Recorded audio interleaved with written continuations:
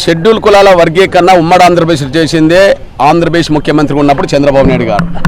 But ఇప్పుడు ఆటోమేటిక్గా చంద్రబాబు నాయుడు గారు మళ్ళీ ముఖ్యమంత్రిగా ఉన్నాడు. ఆయన వర్గీకరణ చేస్తామని పదే హామీ ఇచ్చి జనంలోకి వెళ్ళాడు. మాదిగలందరూ ఆయనకు సంపూర్ణ సహకారం అందించారు.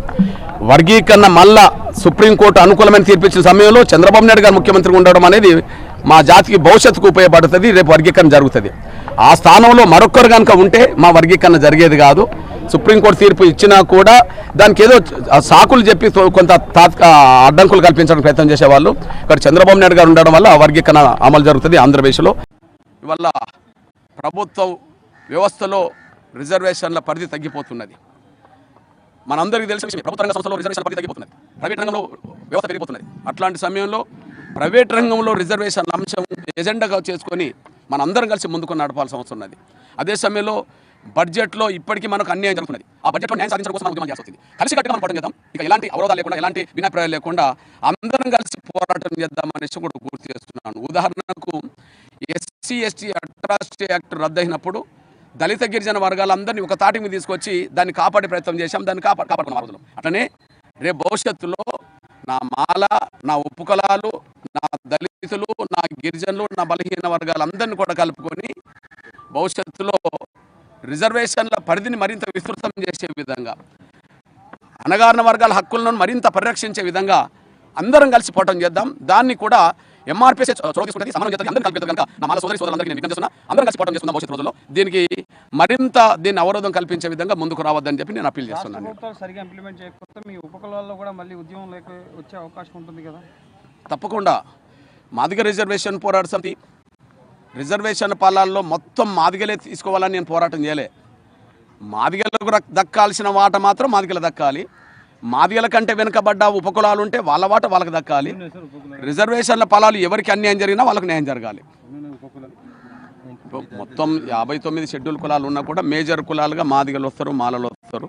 ఇంకా మిగతా ఉపకులాలకు సంబంధించిన వాళ్ళు ఉన్నా కూడా జనాభా తక్కువ ఉంటుంది కాబట్టి అందరు కలిసినా కూడా 1% వాళ్ళకు రిజర్వేషన్లలో వర్గీకరణ న్యాయం జరగాల్సిన అవసరం ఉంటుంది. బహుశా తెలంగాణలోనైతే మాకు మినిమం 11 నుంచి 12% రిజర్వేషన్లు రావడానికి అవకాశం ఉన్నది. అదే సమయంలో ఆంధ్రప్రదేశ్లో 16లో మినిమం 7 దాటడానికి అవకాశం ఉన్నది. అట్లా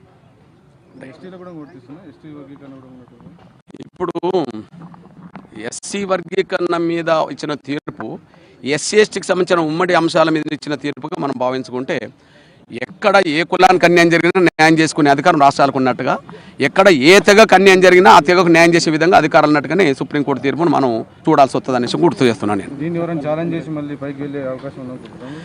నేను అప్పీల్ చేస్తున్నా. ఇప్పుడు 2004 తీర్పే తప్పని చెప్పి 2024లో వచ్చేసింది కదా. 2004లో వచ్చిన తీర్పే తప్పని చెప్పి 2024లో వచ్చేసింది. ఈ 20 ఏళ్ళు మీ సమయం వృధా అయింది, MRPS సమయం కూడా వృధా అయింది.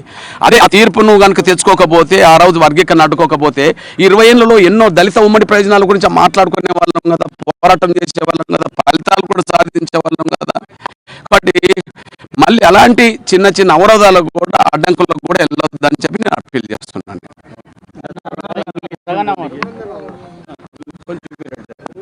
అదే సమయంలో నా సోదరులు న్యాయాన్ని బతికించడం కోసం, వర్గీకరణను సంప్రదించడం కోసం, రాష్ట్రాలకి అధికారం నుంచి బలంగా వాదించడం కోసం సుప్రీంకోర్టులో వాదించిన ప్రతి సీనియర్ న్యాయవాదికి కూడా నేను చెప్పాను. రాష్ట్ర ప్రభుత్వాలు దళితుల వర్గీకరణ కోసం కట్టుబడిందని చెప్పి అనేక సందర్భాల్లో రాష్ట్ర శాసనసభలలో తీర్మానం చేసి చేతులు దులుపుకున్నటువంటి రాష్ట్ర ప్రభుత్వాలందరికీ కూడా ఇప్పుడు సుప్రీంకోర్టు ఇచ్చినటువంటి జడ్జిమెంట్ వల్ల తిరిగి బాధ్యతని రాష్ట్ర ప్రభుత్వాల మీదకి సుప్రీంకోర్టు న్యాయమూర్తులు చాలా స్పష్టంగా చెప్పడం జరిగింది.